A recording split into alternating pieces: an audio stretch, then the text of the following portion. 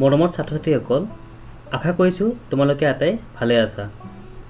আজিৰ এই ভিডিঅ'টোত ক্লাছ 6ৰ ইংৰাজী পাঠ্যপুথিৰ অন্তৰ্গত টম সয়াৰ নামৰ পাঠটোৰ প্ৰশ্ন নং 1, 2 আৰু 3ৰ উত্তৰবোৰ আলোচনা কৰা হৈছে।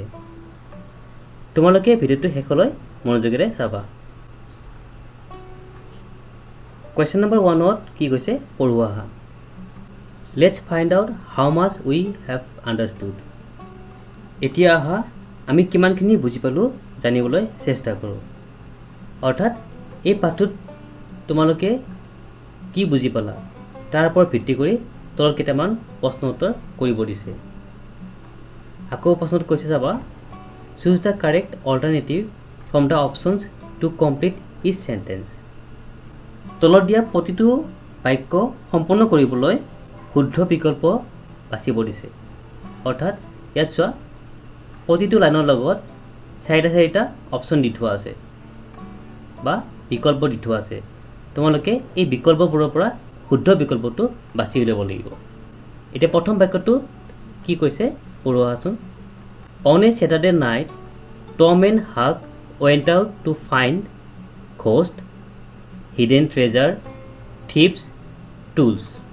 এটা শনিবাৰৰ ৰাতি টম আৰু হাক বিচাৰি ওলাইছিল। কি বিচাৰি ওলাইছিল? ঘষ্ট, হিডেন ট্ৰেজাৰ, থিপছ নে টুলছ। ভূত, গুপ্তধন, চুৰ নে সঁজুলি। ইয়াৰ শুদ্ধ উত্তৰটো হৈছে হিডেন ট্ৰেজাৰ। টম আৰু হাকে হাণ্টেড হাউচত গুপ্তধন অৰ্থাৎ হিডেন ট্ৰেজাৰ বিচাৰি যাবলৈ এটা প্লেন কৰিছিল আৰু সেইমতে সিহঁতে এদিন শনিবাৰৰ ৰাতি তালৈ গৈছিল। এতিয়া বিট কি কৈছে চাবা। Tom and Huck entered the house armed with a pickaxe, spade, pickaxe and spade, axe and spade. Tom আৰু হাকে ঘৰটোত প্ৰৱেশ কৰোঁতে কি লৈ গৈছিল অৰ্থাৎ কি সঁজুলি লৈ গৈছিল? পিকএক্স বেলচা, স্পেড কোদাল, পিকএক্স এণ্ড স্পেড বেলচা আৰু কোদাল, এক্স এণ্ড স্পেড কৰদ আৰু কোদাল। শুদ্ধ উত্তৰটো হৈছে পিকএক্স এণ্ড স্পেড বেলচা আৰু কোদাল। এই দুটা সামগ্ৰী লৈয়ে টম আৰু হাক দুয়োজনে ঘৰটোৰ ভিতৰত প্ৰৱেশ কৰিছিল আৰু প্ৰৱেশ কৰিয়ে সিহঁতে মাটি খন্দা কাম আৰম্ভ কৰিছিল। ইয়াৰ পিছত চিট কি কৈছে চাবা। টম এণ্ড হাক টম আৰু হাকে দেখিছিল। Number 1, 2 men entering the house. Number 2, 1 man entering the house. Number 3, Joey entering the house. Number 4, 3 thieves entering the house.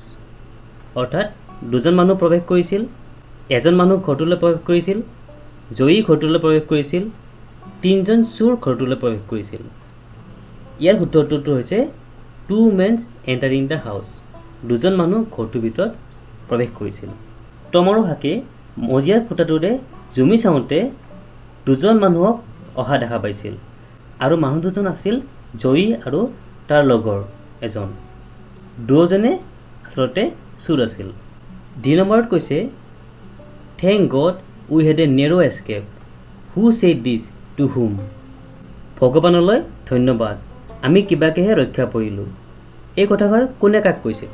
Tom said it two হাক, জয়ী ছেইড ইট টু হাক, হাক ছেইড ইট টু জয়ী, হাক ছেইড ইট টু টম। টমে এষাৰ কথা হাকক কৈছিল, জয়ীয়ে এষাৰ কথা হাকক কৈছিল, হাকে এষাৰ কথা জয়ীক কৈছিল নে হাকে এষাৰ কথা টমক কৈছিল? ইয়াৰ শুদ্ধ উত্তৰটো হৈছে হাকে এষাৰ কথা টমক কৈছিল। জয়ী আৰু তাৰ লগত অহা মানুহজনে ঘৰত থকা অৱস্থালৈকে টম আৰু হাকৰ অৱস্থা বহুত বেয়া আছিল। সিহঁত দুয়োজনে বহুত ভয় খাইছিল। কিন্তু এই চোৰ দুজন তাৰ পৰা গুচি যোৱাৰ লগে লগে দুয়োজন ল'ৰা ৰক্ষা পৰিছিল আৰু তেতিয়াই ওপৰৰ এই কথাষাৰ হাকে টমৰ আগত কৈছিল। এতিয়া 2 নম্বৰ প্ৰশ্নটো পঢ়িছোঁ। Read the story and answer the following questions briefly in your own words. এই পাঠটোত দিয়া কাহিনীটো পঢ়া আৰু তলত দিয়া প্ৰশ্নবোৰৰ উত্তৰ নিজৰ ভাষাত চমুকৈ দিয়া। অৰ্থাৎ তোমালোকে যদি এই পাঠটো ভালদৰে বুজি পাইছা তেন্তে এই দুটা প্ৰশ্নৰ উত্তৰ সহজতে কৰিব পাৰিবা আৰু বুজিব পাবা এতিয়া আসুন প্ৰথম প্ৰশ্নটো কি কৈছে চাওঁ what did Tom always dream of টমে সদায় কি সপোন দেখিছিল নেক্সট কুৱেশ্যনটো কি কৈছে what plan did Tom make with his friend Huck টমে হাকৰ সৈতে কি পৰিকল্পনা কৰিছিল ইয়াৰ প্ৰথম প্ৰশ্নৰ উত্তৰ মই ইয়াত এনেদৰে দিছোঁ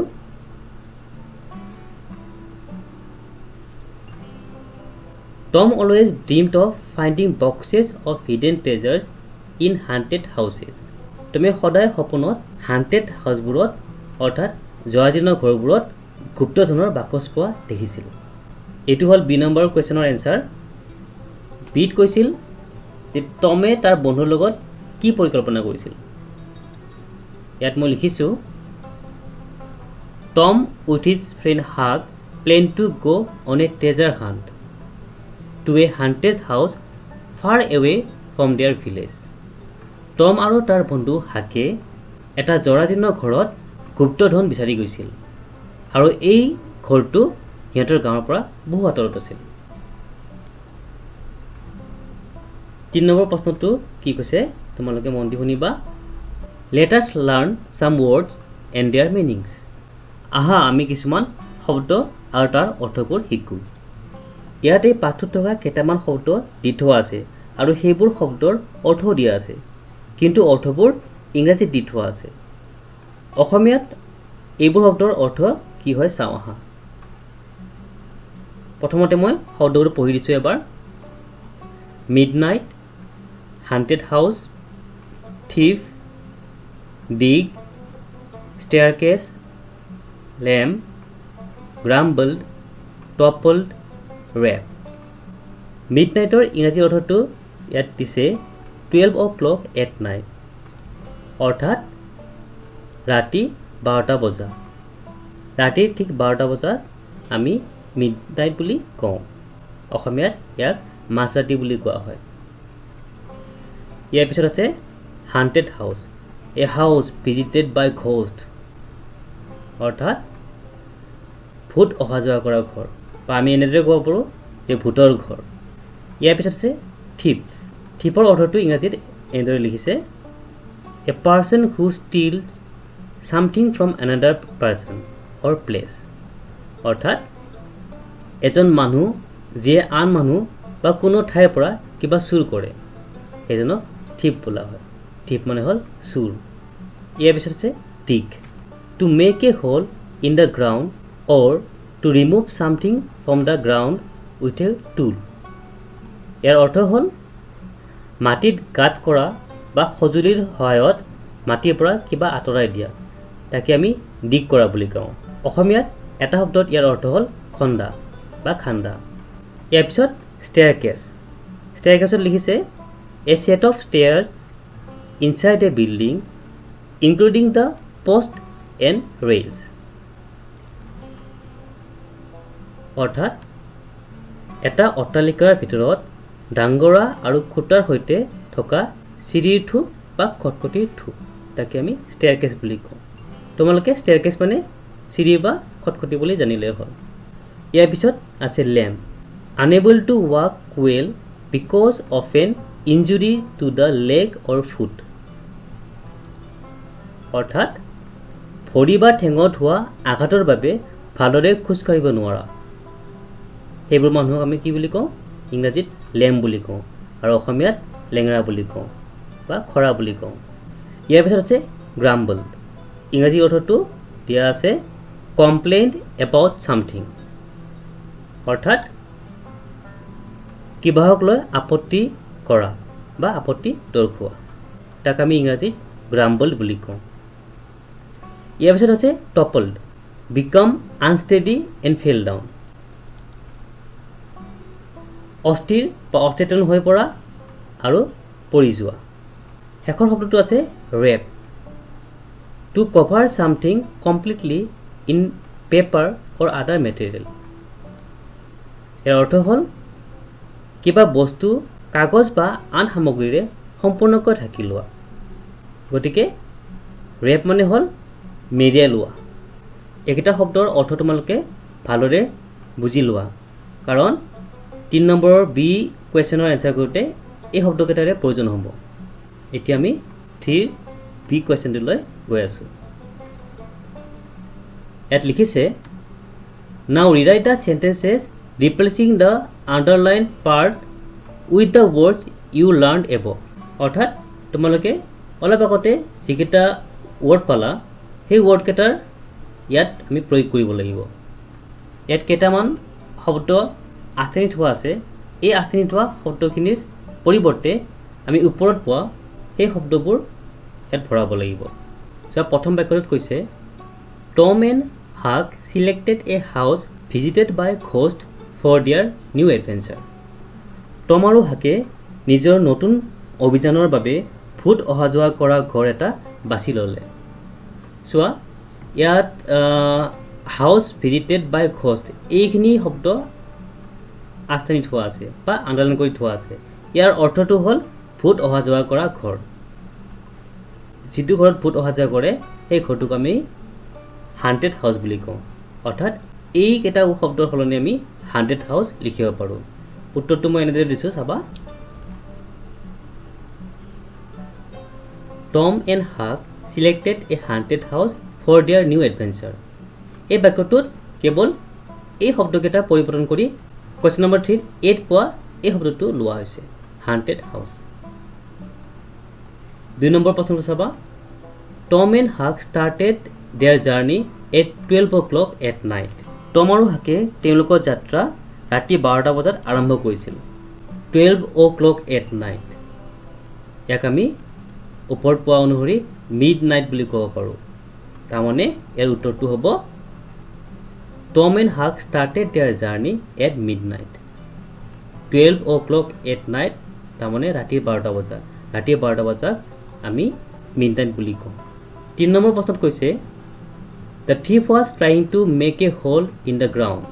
চুৰটোৱে মাটিত এটা গাঁত কৰিবলৈ চেষ্টা কৰিছিল চোৱা make a hole in the ground তাৰমানে মাটিত এটা গাঁত কৰা এইখিনি শব্দক আমি dig শব্দটোৰে পৰিৱৰ্তন কৰিব পাৰোঁ উত্তৰটো হ'ব এনে ধৰণৰ The thief was trying to dig 4 number প্ৰশ্নত কৈছে He saw a set of stairs including post and rails inside the haunted house. He ভূত থকা ঘৰটোত ভাংগৰা আৰু খুঁটাৰ সৈতে থকা চিৰিৰ সমষ্টি দেখিছিল চোৱা set of stairs including post and rails এইখিনি শব্দক আমি এটা শব্দৰে পৰিৱৰ্তন কৰিব পাৰোঁ আৰু সেই শব্দটো হৈছে staircase উত্তৰটো ইয়াত এনেধৰণে দিছোঁ He saw a staircase inside the haunted house চোৱা বাক্যটো ছুটি হৈ গ'ল এটা শব্দৰে এই গোটেইকেইটা শব্দ পৰিৱৰ্তন হৈ গ'ল শেষৰ প্ৰশ্নটো কি কৈছে চাওঁ আহা জয়ী one of the two men was a person who steal things জয়ী দুজন মানুহৰ ভিতৰত এজন আনৰ বস্তু চুৰ কৰা মানুহ আছিল তাৰমানে আন মানুহৰ পৰা যিজনে বস্তু লৈ আহে তেওঁক আমি কি বুলি কওঁ thief বুলি কওঁ অৰ্থাৎ চুৰ বুলি কওঁ গতিকে এই প্ৰশ্নৰ উত্তৰ হ'ব জয়ী One of the two men was a thief. জয়ী দুজন মানুহৰ ভিতৰত এজন মানুহ চুৰ আছিল আজিৰ ভিডিঅ'টোত এই তিনিটা প্ৰশ্নৰ উত্তৰে আলোচনা কৰা হ'ল আহি থকা ভিডিঅ'বোৰত টম শ্বেয়াৰৰ বাকীটা প্ৰশ্নৰ উত্তৰ মই তোমালোকৰ ওচৰলৈ লৈ আহিম আজি দিয়া প্ৰশ্নকেইটাৰ উত্তৰ তোমালোকে সকলোৱে ভালদৰে লিখি ল'বা আৰু সদায় অধ্যয়ন কৰিবা যদি প্ৰশ্নকেইটাৰ উত্তৰ বুজি পাওঁতে কিবা অসুবিধা পোৱা তেন্তে তোমালোকে মোক কমেণ্ট বক্সত কমেণ্ট কৰি সুধিব পাৰা মই তোমালোকৰ প্ৰশ্নবোৰৰ উত্তৰ দিব চেষ্টা কৰিম আহি থকা ভিডিঅ'বোৰত বাকী থকা প্ৰশ্ন উত্তৰকেইটা লৈ অহাৰ প্ৰতিশ্ৰুতিৰে আজিলৈ সামৰিছোঁ ধন্যবাদ